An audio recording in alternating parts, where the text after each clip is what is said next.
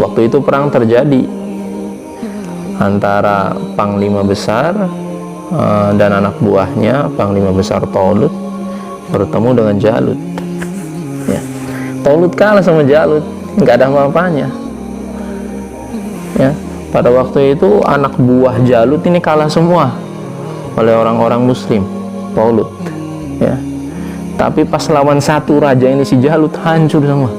Allah, ya, karena Allah kasih kelebihan di Jalut. Nah, sebelum perang ini perjalanannya diceritakan dalam surat Al-Baqarah dari surat 249. Falamma fasala Talut, maka tatkala sampailah Talut bil junudi, dengan tentara mereka, ya. Qala, berkatalah Talut, innallaha mubtalikum binahar, nanti di perjalanan perang Allah akan menguji kalian dengan suatu sungai.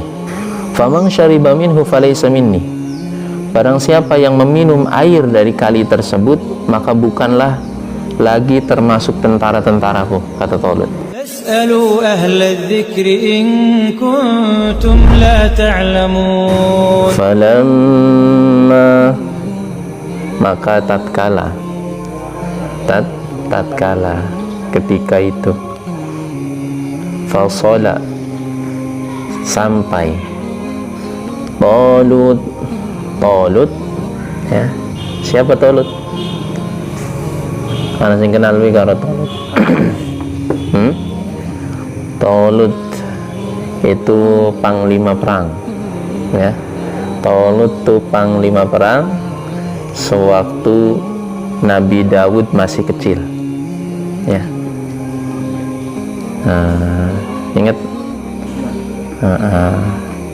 Ingat tuh nanti lagi umur piranti, ya.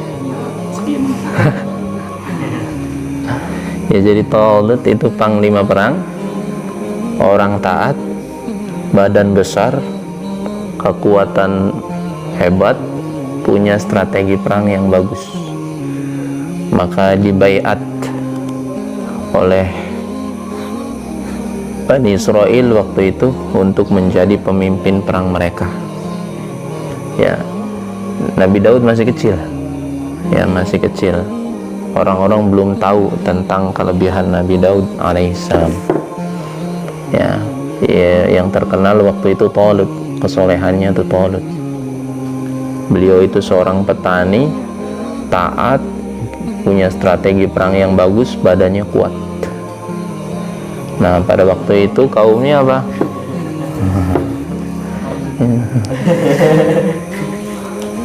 Harus pintar, ya. Kalau pengen jadi Talut, badan kuat, harus pintar, ya. Kalau sekarang kan manusia kan nggak sempurna, ya. Orang pintar, badan lemah. Badan kuat, otak lemah. Jarang-jarang yang kayak Talut nih, ya. Badan kuat, otak pintar, taat pada Allah, itu Talut. Jadi orang soleh Talut ini, ya. Orang soleh. Pada waktu itu kaum daripada Nabi Daud alaihissalam dianiaya oleh seorang raja. Siapa raja? Siapa? Badannya besar, lebih besar dari Talut nih, 10 kali lipat. Beliau ini bahkan pada masanya, pada zaman dulu bukan dibilang manusia lagi karena saking gedenya. Siapa? Jalut. Jalut, ya. Beliau takdirkan di masanya Nabi Daud itu ada pemimpin yang zalim, namanya Jalut. Sebabnya kenapa? Sebabnya karena pada waktu itu kaum Nabi Daud alaihissalam nggak taat pada Allah. Jadi kalau kita merasakan kita ini mempunyai pemimpin yang zalim, berarti disebabkan karena kita nggak taat pada Allah. Jadi bukan karena siapa-siapa, jadi sebab internal kita sebenarnya. Kalau hari ini umat Islam nggak punya pemimpin, atau punya pemimpin tapi zalim, maka berarti karena kita meninggalkan perintah Allah. Allah hukum dengan memunculkan pemimpin yang zalim, seperti di masa Nabi Daud alaihissalam, ya. Jalut. Jadi nggak ada yang bisa ngalahin Jalut. Ya, waktu itu perang terjadi antara panglima besar dan anak buahnya, panglima besar Talut bertemu dengan Jalut. Ya, Talut kalah sama Jalut, nggak ada apa-apanya. Ya, pada waktu itu anak buah Jalut ini kalah semua oleh orang-orang Muslim, Talut. Ya, tapi pas lawan satu raja ini si Jalut hancur semua. Allah. Ya, karena Allah kasih kelebihan di Jalut. Nah, sebelum perang ini perjalanannya diceritakan dalam surat Al-Baqarah dari surat 249. Falamma fasala Talut, maka tatkala sampailah Talut bil junudi dengan tentara mereka. Ya. Qala, berkatalah Talut, innallaha mubtalikum binahar. Nanti di perjalanan perang Allah akan menguji kalian dengan suatu sungai. Ya. Jadi pemimpin yang baik itu harus mempunyai prediksi kebaikan dalam agama. Ya. Jadi sebelum perjalanan perang melawan tentara Jalut, ya, Talut beri pesan ke tentaranya. Nanti di tengah jalan Allah akan menguji kalian dengan suatu kali atau sungai. Ya. Faman syariba minhu falaysa minni. Barang siapa yang meminum air dari kali tersebut, maka bukanlah lagi termasuk tentara-tentaraku, kata Talut. Nah. Wa man lam yat'amhu fa innahu minni illa man iqtarafa ghurfatan biyadi. Barang siapa yang enggak meminumnya atau meminumnya hanya sekedar untuk menghilangkan rasa haus di tenggorokan, kemudian setelah hilang rasa hausnya sudah selesai, maka dia masih termasuk tentaraku atau golonganku. Ini kata Talut. Ya. Fasyaribu minhu illa qalilan minhum. Maka tatkala sampai di sungai, golongan Talut ini, ya, orang-orang Muslim, sudah kita katakan orang Muslim lah, karena dari Nabi Adam sampai Nabi Muhammad itu semuanya Muslim. Ya. Ya. Maka tatkala sampai ke sungai, ternyata rombongan Talut ini kebanyakan minum berlebihan karena ngerasa perjalanannya panjang, ya, ditarik padang pasir, jadi nggak tahan. Kayak kita orang puasa gitu ya gambarannya. Dari fajar terus sampai maghrib nggak makan, bagus tuh, ya, ditahan hawa nafsunya. Tiba-tiba datang maghrib, kolak masuk, sega kuning masuk, sega uduk masuk, rendang masuk, ya. Tatkala mau melaksanakan sholat tarawih, bungkang kan susah rukunya. Ini kita kiaskan sama tadi, kayak tentaranya Talut.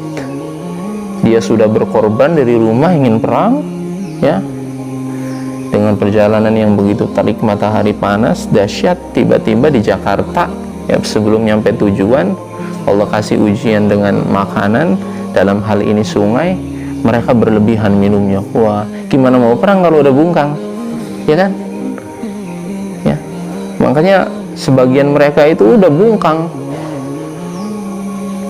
Dan kebanyakan manusia, ya, kalau perutnya itu udah kenyang, itu pikirannya itu sudah, optimisnya itu sudah hilang, karena sudah kembali ke pikiran ke dunia. Jadi umat Muslim itu kalahnya di mana? Kalahnya itu di mindset tatkala mencintai dunia, itu umat Muslim. Tapi kalau umat Muslim punya mindset mencintai akhirat, maka dia tidak akan pernah takut menghadapi apapun itu. Termasuk tentara Talut ini begitu, ya. Pada waktu awal perjalanan dia punya mindset akhirat, mati syahid, kalah mati syahid, menang mulia. Jadi umat Muslim itu kalau ingin berjihad dua saja kemungkinan, kalau kalah mati syahid, menang mulia. Itu semangatnya menggebu.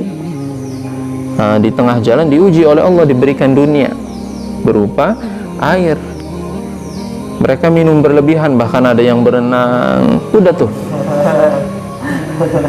ya, tadi semangatnya menggebu tentang akhirat karena sudah berenang, hilang sejenak perkara tentang akhirat. Akhirnya berandai-andai, gimana ini ngalahin Jalut? Jalut kan tentaranya banyak, kita cuma sedikit.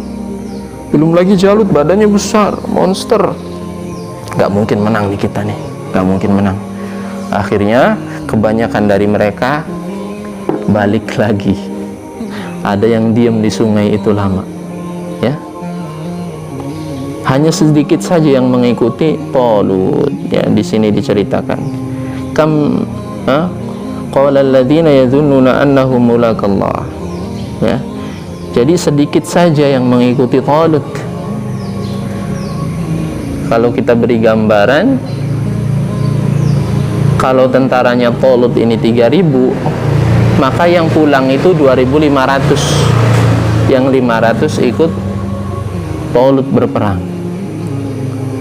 Ya. Maka jangan heran, ya, kalau kita berada di barisan yang benar nanti di akhir zaman, maka kita itu akan menjadi orang-orang yang sedikit. Jangan heran, karena dalam sejarahnya begini, ya, begini semuanya. Kam min fi'atin qalilatin ghalabat fi'atan katsiratan biidznillah. Yang sedikit itu apa? Mereka ini yang mengharapkan pertemuan dengan Allah, karena betapa banyak rombongan yang sedikit mengalahkan rombongan yang banyak. Ini perkara iman, ya. Seperti terjadi pada perang Badar, ya. Jadi perangnya umat muslim itu bukan hanya di zaman Rasulullah, orang yang sedikit dapat ngalahin banyak, tapi dari dulu, ya. Termasuk ini dari semenjak zaman Nabi Daud alaihi salam. Dan Nabi Daud kecil ada di sini, ada di 500 orang ini, ya. Jadi dia itu ngikuti instruksinya panglima besar Talut. Sebenarnya Nabi Daud ini nggak boleh ikut perang karena masih kecil, kurang dari umur 15 tahun, masih kecil Nabi Daud. Makanya tatkala beliau minta izin untuk perang, dilarang oleh Talut, ya, karena pada waktu itu Talut belum tahu kalau Nabi Daud itu Nabi pilihan Allah, ya. Tapi Nabi Daud maksa, ya. Saya pengen jihad, saya kuat. Ya udah, kata Talut, kamu tapi di belakang aja ya, awas, ya. Jangan ikut-ikutan ke depan. Kamu belakang aja. Kalau orang dewasa ada di belakang, ada di depan, kamu di belakang. Pokoknya di belakang orang dewasa, ya udah, nurut aja, ya. Wallahu ma'as sabirin. Allah bersama orang-orang yang sabar, ya. Jadi pada waktu itu memang agak down mentalnya Talut dan para tentaranya, agak down karena kebanyakan mereka minum air sungai sehingga mereka balik lagi, ya. Walamma barazu Jalut wa junudihi, maka tatkala mereka sampai dengan Jalut dan tentaranya Jalut, qalu, maka berkatalah mereka, Rabbana, ya Allah, afriq alaina sabran, berikanlah kepada kami kesabaran, wa tsabbit aqdamana, dan kuatkanlah langkah kami, wangsurna 'alal qaumil kafirin, tolonglah kami dari golongan orang-orang kafir. Ya gimana mau menang logikanya? Kita ambil kesimpulan 500 lawan 10.000. Ya doa begitu jadi. Ya Allah, beri kami kekuatan, ya. Kuatkan langkah kami, ya. Ketika di perjalanan kita belum nyampe nih. Di Al-Quran nggak diceritakan secara detail, ya, hanya umum-umumnya saja, step-stepnya saja yang pentingnya. Tapi kalau dalam hikayah, ya, hikayatul anbiya, ya, ceritanya para nabi di perjalanan, ya, Nabi Daud ini beliau mengumpulkan kerikil, ya, batu-batu kecil, ya, dikantongin, ya. Makanya orang-orang yang ikut Talut itu bingung dengan kelakuan Nabi Daud. Soalnya senjatanya cuma ketapel doang Nabi Daudnya. Kalau yang lain mau bawa segala macam pedang, Nabi Daud enggak, ya. Karena Nabi Daud ini prediksinya di belakang, nggak usah ikut perang kayak gitu, jadi hiasan saja karena masih kecil, ya. Gitu. Jadi ngumpulin bebatuan kecil dikantongin, itu senjatanya ya, Nabi Daud. Nah, akhirnya singkat cerita, Talut mengalahkan tentaranya Jalut. Karena 500 orang itu punya iman yang kuat, keberanian yang kuat, jadi ngalahin 10.000 ya, berkali-kali lipat dari jumlah mereka. Tapi tatkala ingin mengalahkan satu rajanya itu Jalut, nggak ada yang bisa. Maju 10 mental semua, termasuk Jalut sendiri nggak mampu ya. Akhirnya ini si cabai rawit Nabi Daud alaihi salam dengan izin Allah, ketapelnya itu ya, karena kerikil kecil itu beliau lemparkan ke keningnya Jalut, ternyata meninggal. Nah, inilah sejarah awal mulanya Nabi Daud diangkat jadi raja. Kemudian sejarahnya pula Nabi Sulaiman menjadi orang terkaya karena anak Nabi Daud itu Nabi Sulaiman. Nah, jadi seperti itu. Allah alam bisawab. Jadi hikmahnya begitu ya. Hikmahnya orang muslim itu harus hidup dengan iman, keyakinan dengan apa yang Allah kabarkan kepada kita. Kita harus optimis. Allah mengabarkan kabar gembira, kita mesti optimis, mesti gembira. Dan apa yang perlu kita takutkan, yakni ketika Allah mengabarkan kepada kita tentang azab, Allah janjikan kepada kita tentang azab, maka itu yang perlu kita takutkan ya. Jadi harapan seorang muslim itu, apa yang Allah janjikan dalam Al-Quran itu kita mesti gembira dan optimis, meskipun kita nggak punya apa-apa ya.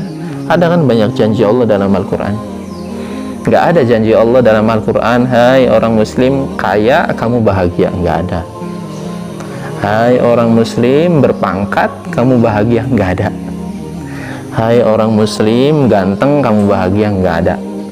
Tapi dalam Al-Quran, hai orang muslim taat pada Allah, kamu kaya atau miskin, kamu punya pangkat atau enggak, bahagia. Nah, itu janji Allah.